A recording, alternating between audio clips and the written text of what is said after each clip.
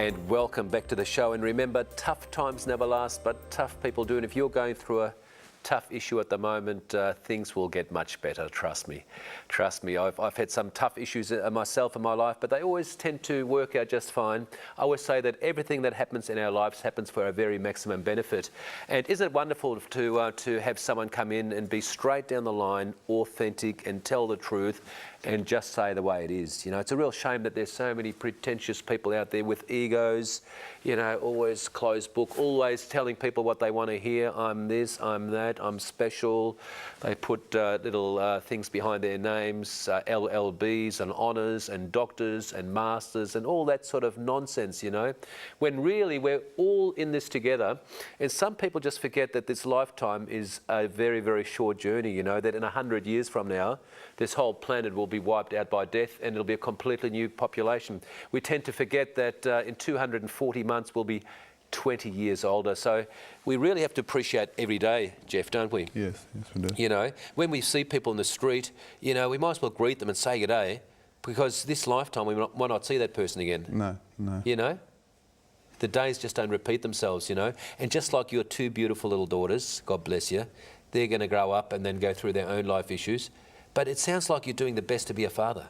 I'm trying to change my life cycle Good on you. for my kids. So and you have to, bro. I mean, I'm not here to lecture, but you're doing that. But really work on it and continue working on it, you know?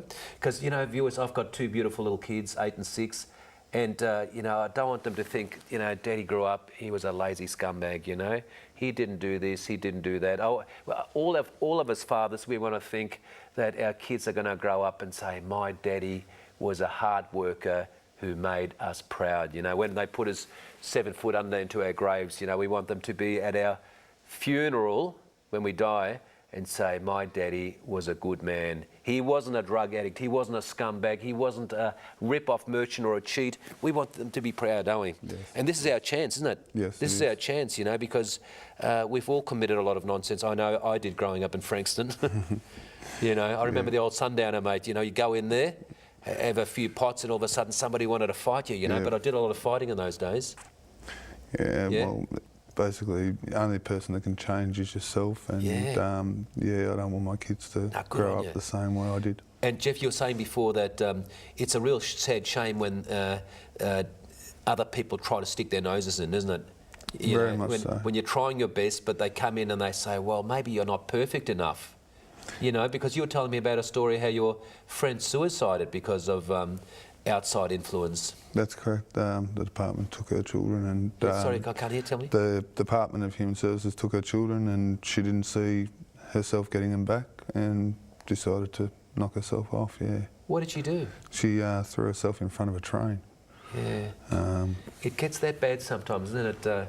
Folks, you know, it's a sad shame when you can't see your children. I feel for a lot of the fathers who are divorced and they don't get to see their children. They've got to go through the family court and all that sort of nonsense. But it's even worse when the Department of Human Services take your children away and you can't see them at all. You know, it tears out your heart, doesn't it? It does. And unfortunately, the family courts these days take a lot of preference to the mothers and the fathers. And that's not always the case. Sometimes it's not always mothers the case. Are the people that need help, where the fathers are always persecuted without any evidence or anything. Yeah, the bloke's always the bad ones. And when it comes down to family and quite often, it's such a sausage factory process, isn't it, Jeff, that people don't analyse and listen to all the stories, do they? No, they don't. It's, you know, as soon as us blokes might muck up and get drunk once and muck up, all of a sudden we're the bad ones and we've done all the bad stuff and and we're being branded, aren't we? Yep, pretty much, yeah. Well, it's so important to be non-judgmental, isn't it? And I think even the courts and the social workers and the police, you know, it'd be so good just to judge every person, every case, and really spend time with that case and really investigate and, you know, find out all the bad, but also all the good that person's done. Yes, I agree. Yeah. Instead of divulging into the past history of that person. Yeah. I see it in the magistrates' courts, you know, and I still think it's wrong how little time is spent with each case. You know, Yes. like the folks, the magistrates' courts. There's so many around Australia. They call them the district courts in New South Wales. The county courts are a bit different, and the high courts. You spend a full day in there. But the lower courts, it's such a sausage factory. One case after the other, and quite often the full case is not presented, and people are getting some, pretty tough outcomes sometimes, aren't they? Yes, they are. You know. But it's getting very hard out there nowadays too. With the rental market going up, there's a lot of families on the streets. So you're saying because it's tough out there in the marketplace, a lot more people are committing crime and ending up in court? I believe so, yes. Yeah? Yes, everything's gone up, and a pension just doesn't. You can't live on a pension properly. No. So, and especially with the rental market, you spend half to 3/4 of your pension on a property, and then you've got nothing left for food or medication or whatever else you need to get through for the rest of the week or fortnight. So Jeff, you're living with your lovely girlfriend, your partner, yeah? That's correct. You've been together for 10 years. On and off for 10 years. Majority of the 10 years. You've got two little girls. How old are they? They're 2 going on 3 this year. What are their names?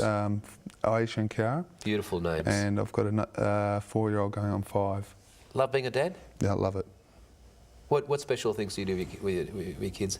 We go in the park. We go all over the place, beach. Go to Macca's on Sunday mornings? Yeah, they love their McDonald's. I went to McDonald's yesterday morning, folks, and I just see all the fathers there who've got the kids for the weekends, and it was good to see them smiling, because it must be a tough wait waiting for 14 days to see those little angels. But you see them at Luna Park, you see them at McDonald's, don't you? Yep. And it's almost, the boys sort of form a bit of a friendship. Yeah. But you can see the sadness in the kids' eyes, They're torn away from mum, they're torn away from dad, and then unfortunately the not so smart people will poison the other partner, Mm-hmm. Your dad's shit, your mum's crap, and it makes it harder on the kids. and the poor little things don't know what to think. No, They're being right. moulded into taking sides. Yep.